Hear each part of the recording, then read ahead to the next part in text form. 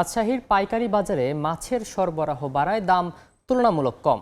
এই বিষয়ে বিস্তারিত জানাতে নগরীর নওদাপাড়া বাজারে আছেন সহকর্মী শাহিন আলম। আমরা সরাসরি যাচ্ছি তার কাছে। ভোরের আলো ফোটার পর থেকেই হাক ডাকের মাধ্যমে চলছে জমজমাট বেচাকেনা। আমরা এই মুহূর্তে আছি রাজশাহীর নওদাপাড়া পাইকারি মাছের বাজারে। আমরা এই বাজারটিতে খোঁজ নিয়েছি, এখানকার যারা ক্রেতা বিক্রেতা রয়েছেন তাদের সঙ্গে কথা বলেছি। তার থেকে যেটি জানতে পেরেছি, মূলত ঈদ উল ফিতরের পর থেকে রাজশাহীর এই নওদাপাড়া মাছের পাইকারি বাজারে মাছের প্রচুর আমদানি হচ্ছে। প্রতিদিন এই ছোট ছোট পিকআপে করে জেলার বিভিন্ন উপজেলা থেকে মাছ নিয়ে এখানে বাজারে হাজির হচ্ছেন বিক্রেতারা।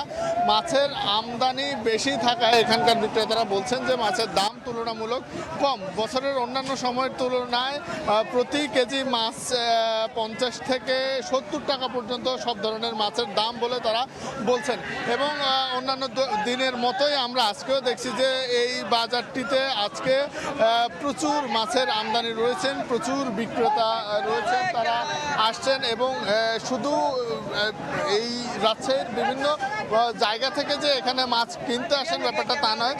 ঢাকা সহ দূর দূরান্ত থেকে এই জায়গায় আসলে ক্রেতা বিক্রেতারা আসেন, পাইকারি ক্রেতারা আসেন, তারা এখান থেকে মাছ কিনে দেশের বিভিন্ন জায়গায় কিন্তু তারা নিয়ে যান। আজকে বাজারে মাছের অন্যান্য দিনের মতোই আজকের বাজারেও মাছের আমদানি বেশি থাকায় দাম কম।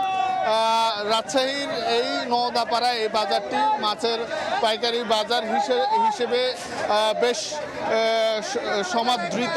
এখানে জেলার বিভিন্ন উপজেলায় যে মাছ উৎপাদন হয়, চাষিরা সকালেই সেটি নিয়ে বাজারে হাজির হন এবং সকাল থেকে সে মাছ বেচা কেনা চলে।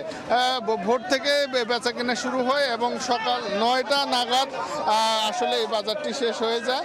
এবং যদি বলা যায় যে আজকের বাজারে আমরা দেখেছি যে